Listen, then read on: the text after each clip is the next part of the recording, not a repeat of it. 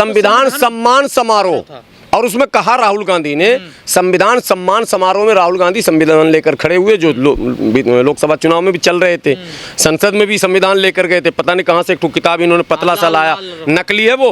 असली संविधान तो इतना मोटा होता, संविधान वो इतनी पतली सी डायरी लेके चल रहे हैं, उसमें उतना ही लिखा हुआ। कोई दिन किसी दिन कोई आदमी उनसे मांगे, राहुल जी वो जरा संविधान देना, पढ़े कौन कौन सा अनुच्छेद उसमें लिखा हुआ है। हमको लगता है जो ब्राह्मणवाद को प्रोटेक्ट करने वाला जितना है वही लिखा हुआ है उसमें, जो SC ST को प्रोटेक्ट करने वाला या उसको अधिकार देने वाला है, उसको सम्मान देने वाला है, वो उसमें नहीं है। तभी तो इतना पतला लेके चल रहे हैं। संविधान तो हमारे घर में भी है, 3-4 भाषा में है, वो कम से कम सबसे पतला जो उर्दू वाला हमारा वो इतना मोटा है, और हिंदी वाला तो इतना बड़ा, इतना मोटा है, ठीक है। और ओरिजिनल जो संविधान है वो इतना बड़ा आपने देखा होगा।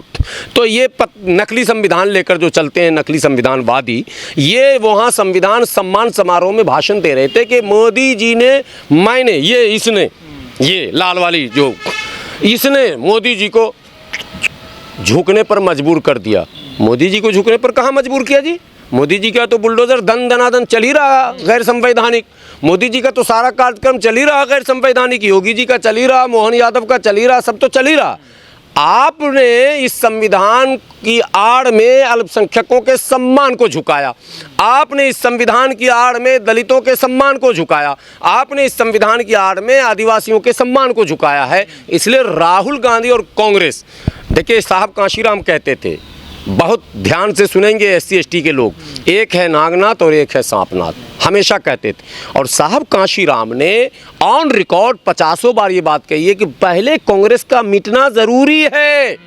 अगर कांग्रेस नहीं मिटेगी तो भाजपा से आप लड़ नहीं सकते हो और भाजपा को परास्त नहीं कर सकते। और वही हुआ 2024 में। हम भाजपा को परास्त करना चाह रहे थे मगर हम कांग्रेस के साथ खड़े हो गए थे। नतीजा ये हुआ कि भाजपा को हम परास्त नहीं कर सके। तो कांग्रेस से सबसे पहले आर पार की लड़ाई आपको लड़नी होगी। ये आस्तीन के सांप हैं और इनकी पॉलिसी नहीं बदल सकती। Nature and signature can not change, it is by birth. Congress के पॉलिसी बनाने वाले लोगों ने ही बना रखा है कि ये बदलेंगे नहीं। ये मनुवाद के पोषक हैं। इन्होंने अनुच्छेद 341 पर धार्मिक प्रतिबंध लगाकर 1950 में ये सिद्ध कर दिया था कि दलित यूनिटी को तोड़ देना है, ठीक है, दलित सशक्तिकरण का नाश कर देना है और हिंदू धर्म में दलितों को अछूत और गुलाम बनाकर बांध कर रखना है, ताकि मुस्लिम दलित अगर इसमें शामिल हो गए तो मुस्लिम दलितों में जो एक भाव है सम्मान का, मस्जिद में हम सीना तान के जा सकते हैं, वो इनके अंदर भी आ जाएगा और ये सब एक जैसे हो जाएंगे। इनका फोर्स बढ़ जाएगा। इनके मसाइल पर जब प्रोटेस्ट होगा तो ये दोनों मिलकर आ जाएंगे। यही तो उनको डर था कि हिंदू धोबी के साथ मुस्लिम धोबी भी आ जाएगा, हिंदू जाटव के साथ मुस्लिम जाटव भी आ जाएगा, हिंदू जाट के साथ मुस्लिम जाट भी आ जाएगा, हिंदू गुजर के साथ मुस्लिम गुजर भी आ जाएगा, हिंदू नाई के साथ मुस्लिम नाई भी आ जाएगा। ऐसा ना हो इसलिए धर्म का दीवार खड़ा कर दो। नाई है अलग है, धोबी है अलग है, हिंदू के नाम पर मुसलमान के नाम पर बांट दिया। जो बोलते हैं उसे करते क्यों नहीं, फॉलो क्यों नहीं करते? अपने यहाँ तो फॉलो करें। ये पुरानी परंपरा है ना, जो बोलते हैं वो नहीं करते हैं। राजीव गांधी भी यही करते थे, इंदिरा गांधी भी यही करती थी, नेहरू जी भी यही करते थे, नरसिम्हा राव ने यही किया। नरसिम्हा राव ने देश को संबोधित करते हुए कहा था कि बाबरी मस्जिद मेरे रहते हुए एक ईंट कोई छू नहीं सकता, लेकिन उसके रहते हुए बाबरी मस्जिद का सारा ईंट उखाड़ के लेके चला गया लोग, ठीक है। तो वो जो कहते हैं वो करते नहीं है, ये शुरू से परंपरा है। लेकिन देश के दलित और आदिवासी और माइनॉरिटी जो आपस में लड़ रहे हैं, अभी जो 21 अगस्त को जिस तरह से आपस में लड़ता हुआ दिखा ये समाज, ये बहुत आश्चर्यजनक है। असहमति और असहमति, सुप्रीम कोर्ट के उस निर्णय का मैंने भी स्वागत किया था। शायद आपके चैनल पर भी मैंने बयान दिया था कि मैं उसके पक्ष में हूं कि कोटा विद इन कोटा हो, क्रीमिलियर को छोड़कर। लेकिन कोटा विद इन कोटा के लिए जातिगत जनगणना एकदम अनिवार्य है, ये मैंने आपको बयान दिया था। शायद आपको याद हो, आपके दर्शक को याद होगा, मैंने कहा था। लेकिन पक्ष में होने का क्या मतलब? मैं 21 अगस्त के भारत बंद के भी पक्ष में था, क्योंकि हमारे ही भाइयों में, हमारे ही लोगों में एक पक्ष का मानना था ये गलत है, तो हमें बैठना चाहिए था। ये हमारा आपसी मामला था डिस्कस करने का। लेकिन हमने देखा सड़क पर लोग ऑन कैमरा आकर 21 अगस्त के बंद का न केवल विरोध कर रहे थे, बल्कि भाजपा भी वो काम नहीं कर सकी जो हमारे समाज के लोगों ने किया। तो भाजपा तो सफल हो रही, कांग्रेस तो सफल हो रही है, हमें तोड़ रही है, मुसलमानों में टुकड़े टुकड़े टुकड़े, दलितों में टुकड़े टुकड़े, आदिवासियों में टुकड़े टुकड़े। तो ये टुकड़े टुकड़े जो हम हो रहे हैं, इसीलिए राहुल गांधी, इसीलिए क्या कहते हैं नरेंद्र मोदी, इसीलिए वो तमाम मनुवादी विचारधारा के लोग लगातार मजबूत हो रहे हैं। हमको ये एक होना पड़ेगा। मतांतर हो सकते हैं, मतभेद हो सकते हैं, लेकिन मनभेद हमारा नहीं होना चाहिए, क्योंकि समस्याएं सबकी समान हैं और आवश्यकताएं सबकी एक हैं। सबको अधिकार चाहिए, सबको सम्मान चाहिए, सबको हिस्सेदारी चाहिए, सबको बराबरी चाहिए, सबको अधिकार चाहिए, सबको आबादी के अनुपात में हिस्सा चाहिए। ये सबका मुद्दा है। और लेकिन सबको जब एक मुद्दा है, सबकी इच्छा एक है, तो फिर सबको एक ही होकर लड़ना पड़ेगा, तभी आप प्राप्त कर सकते हैं। वरना इसका हल है जाति जनगणना। जाति जनगणना हो। मैं तो साफ साफ कहता हूँ, वाल्मीकि जितना है वाल्मीकि को दीजिए, जो जाटव है जाटव को दीजिए, जो दीगर है दीमर को दीजिए, जो है जो सबको दीजिए ना भाई। हम तो नारा ही लगा रहे हैं, जिसकी जितनी संख्या भारी उसकी उतनी हिस्सेदारी, उससे कहीं पीछे हटने का कोई मतलब ही नहीं है। तो वाल्मीकि समाज भी दो भागों में बढ़ गया ना, जो भाजपा वाला अब उधर हो गया है और जो दलित है अम्बेडकरवादी वो इधर हो गया। लेकिन गलत है ना, हमें तो टोटल एक करना है, हमें टोटल को एक करना है और टोटल की समस्या एक है। भाजपा वाले हैं, उसको क्या लगता है कि भाजपा उनकी समस्या का समाधान कर देगा? अरे एक दे देगा, क्या बोलते हैं आपको, लॉलीपॉप, जैसे कि मुसलमान को दे देता है। दो ठो को पकड़ के बना दिया। एक नासिर हुसैन राज्यसभा में आप आजकल चर्चे में देख रहे होंगे, मैंने भी, वो 12 साल से हैं, अब मैंने अब सुना नाम, तो वैसे ही मुसलमान के लोग पकड़ के रख लेता है, कहीं ज़रूरत पड़ने पर दिखा देता है, ये देखो है तो नासिर हुसैन, इलियास हुसैन, फलां हुसैन, आपके मेरे पास तो हुसैन भी है, हसन भी है, सब ये रखते हैं, ये गफूर शकूर सबको रखते हैं, ठीक है, ये अब्दुल को पाल के रखते हैं। तो ये तीतर पालते हैं, वही तीतर है वो वाल्मीकि समाज के लोग भी। तो तीतर की ज़रूरत नहीं ना। तीतर तो क्या कहते हैं, वो जो पालतू तीतर होता ना, दूसरा तीतर फंसाना हो तो उस तीतर को ले जाकर रख के और वो अपने समाज को आवाज़ देता, ढिलो ढिलो सब आ गया और सबको जाल में फंसा लिया, फिर काट के खा लिया। बाद में प्रोग्राम तो तीतर नहीं चाहिए हमें वो गुलाम चाहिए जो तोता गुलाम हो, जो रटा दिया वही रटना है। और सेकंडों में अगर पिंजरा का जरा सा भी गेट खुला, फुर्र होना चाहिए और अपने समाज में जाकर बोलना चाहिए। ये तोता की खुसूसियत है। आपका डर सता रहा कि बांट दिया समाज को। भी गाजियाबाद में 2 दिन पहले प्रोग्राम था चंद्रशेखर का, वहाँ पर काले झंडे दिखाए गए। मैं गया हुआ था, मैं नाश्ता साथ में किया था चंद्रशेखर के, और चंद्रशेखर जी के साथ नाश्ता करके मैं निकला और वो काफिला निकला और 15 मिनट में मुझे ये खबर मिली कि फलां चौराहे पर झड़प हो गया, काले झंडे दिखाए जा रहे थे और इत्यादि इत्यादि। तो ये ठीक नहीं, ये बिल्कुल गलत है। आपस में कभी भी आप एक दूसरे से इस तरह से अगर लड़ेंगे, कौन आपको अधिकार देगा, कौन सम्मान देगा, कौन हिस्सेदारी देगा, कौन भागीदारी की बात करेगा? ये बिल्कुल गलत है। इस चीज़ को ख़त्म कीजिए। आप मिलजुल कर रहिए, आप प्यार प्रेम से रहिए और बात सिर्फ इतनी है कि भाई जिसका जो हक है उसको दीजिए, जिसका जो अधिकार है उसको दीजिए, और दीजिए नहीं दिलाइए। दूसरों के लिए भी आवाज़ उठाइए, जो आगे हैं वो पीछे, जो लोग छूट गए उनको भी सामने लाइए। ये हमारा मुद्दा है। राहुल गांधी कहते हैं मीडिया में कितने दलित हैं और कहाँ है, कितने दलित नहीं नाम बता दीजिए कहाँ। अपनी पार्टी में नहीं बताते कि हमारी पार्टी नहीं, कहाँ मीडिया में ही मैं कह रहा हूँ, कहाँ है मीडिया में? आप गिनती गिना दीजिए, मैं तो सारे चैनल की लिस्ट आपको दे दूंगा, आप गिनाइए नाम। मैं तो कह रहा हूँ डॉक्टरों के नाम गिनाइए, मैं तो कह रहा हूँ पुलिस अफसरान के नाम गिनाइए, सारे आईपीएस के नाम गिनाइए, कीजिए ना सार्वजनिक। आईपीएस और आईएएस का ही लिस्ट बना दीजिए, उसी को सार्वजनिक कर दीजिए, हम वो भी देख लेते हैं। दिल्ली में जितने भी बड़े अस्पताल हैं, एम्स से लेकर और LNJP से लेकर, जीबी पंत से लेकर राम मनोहर लोहिया और सफदरजंग, जो भी अस्पताल हैं उनके सारे डॉक्टर्स और कंपाउंडर्स की सूची जारी कर दीजिए ना। सफाई कर्मचारी को छोड़कर, साफ सफाई वाले को मत गिनिए, वो तो किस्मत में उसके मुकद्दर में है। फोर्थ, वो भी कॉन्ट्रैक्ट बेस पे है, ठेकेदारी पर है, नौकरी तो है ही नहीं। तो नौकरी वाले जो हैं उनकी लिस्ट जारी कीजिए ना, आ जाएगा दूध का दूध पानी का पानी। ये मसला बस। देखिए, जातीय जनगणना की बात सबसे पहले बिहार में जो पॉलिटिकल लोगों ने किया उसमें नीतीश कुमार और तेजस्वी यादव थे।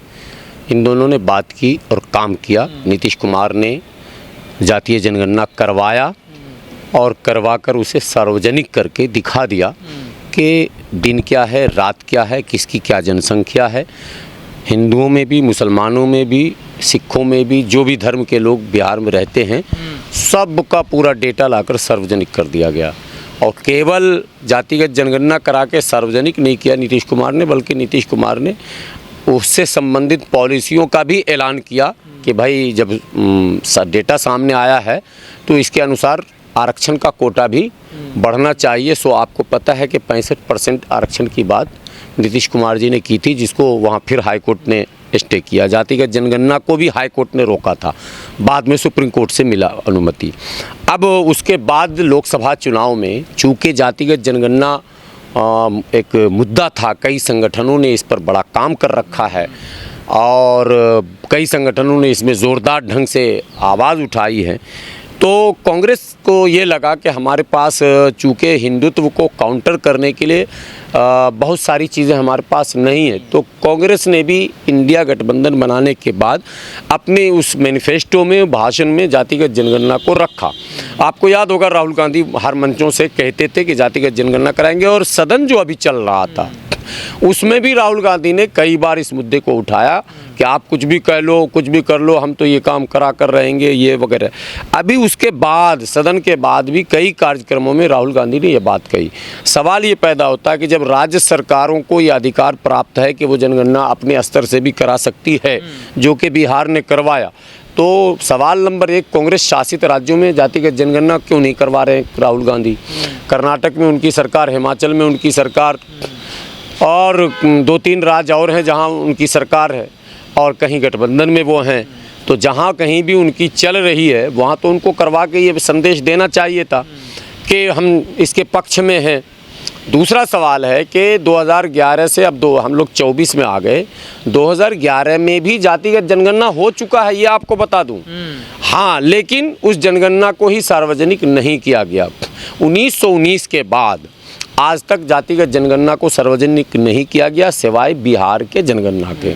तो आखिर क्या कारण है कि आप जनगणना करवा कर भी सार्वजनिक नहीं कर रहे हैं, और क्या कारण है कि आप जिन राज्यों में सत्ता में हैं वहाँ भी जनगणना नहीं करवा रहे हैं, और क्या कारण है कि इस मुद्दे को राजनीति से जोड़े भी हैं? इसका मतलब साफ है कि कांग्रेस फिर एक नए पॉलिसी के साथ दलितों और अल्पसंख्यकों को विशेषकर बेवकूफ़ बनाने के प्लान पर काम कर रही है, टोपी पहनाने के प्लान पर काम कर रही है। अभी राहुल गांधी जी का एक कार्यक्रम था, मैं आपको दिखाता हूँ। कार्यक्रम जो है इलाहाबाद में था, प्रयागराज, योगी के प्रयागराज, पुराने इलाहाबाद में।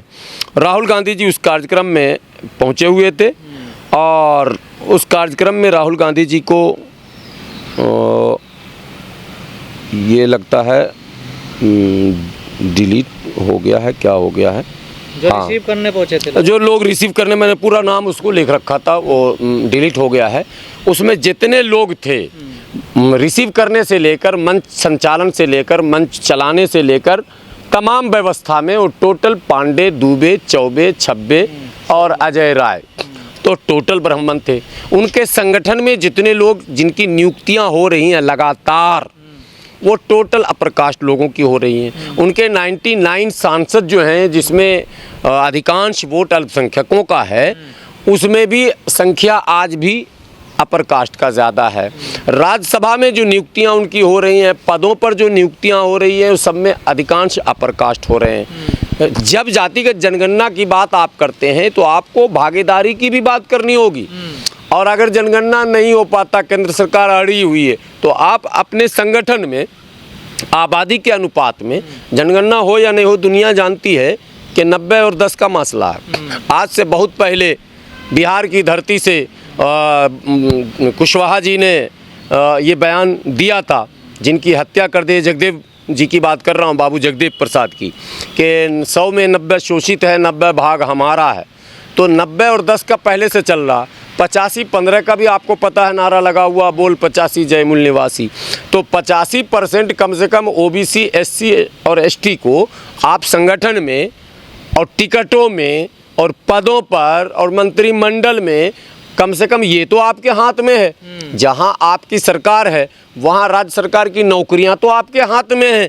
तो क्या कर्नाटका में जितनी नियुक्तियां निकली हैं सरकार की, उसमें 85% एससी, एसटी, ओबीसी को दे दिया गया क्या? सवाल राहुल गांधी जी से है सीधा सीधा।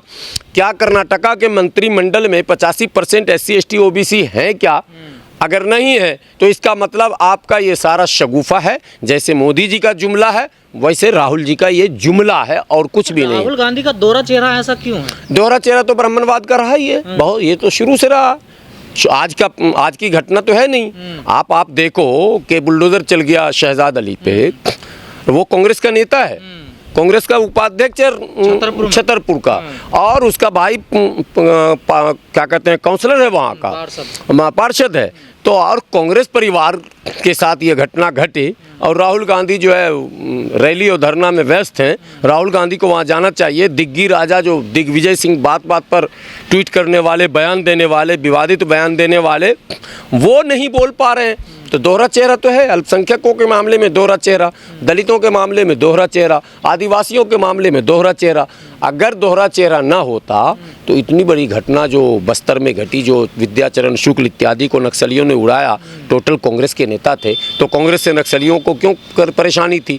नक्सली आंदोलन में अधिकांश आदिवासी जुड़े हैं, तो आदिवासी भी इनसे खफा और नाराज़ हैं। लेकिन भाजपा हराओ के नाम पर और गठबंधन बनाओ के नाम पर कहीं ना कहीं इंडिया बनाकर इनमें पीडीए और सीडीए जोड़कर, मुद्दे से क्यों पीछे हट रही है? नहीं, बीजेपी तो हटेगी।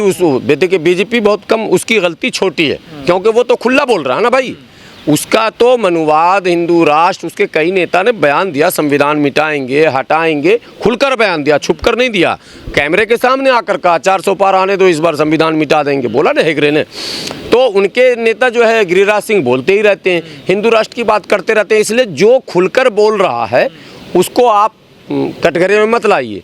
जो बोल कुछ और रहा है और कर कुछ और रहा है, जिसको आम भाषा में गांव में आप लोग बोलते होंगे दोगला। तो ये जो राजनीति में दोगलागिरी शुरू हुआ है, जो अल्पसंख्यकों को और दलितों को और पिछड़ों को और आदिवासियों को टोपी पहनाने और टोपी करने का जो सिलसिला शुरू हुआ है, इस पर विराम कैसे लगे, इसके लिए चिंता की ज़रूरत है।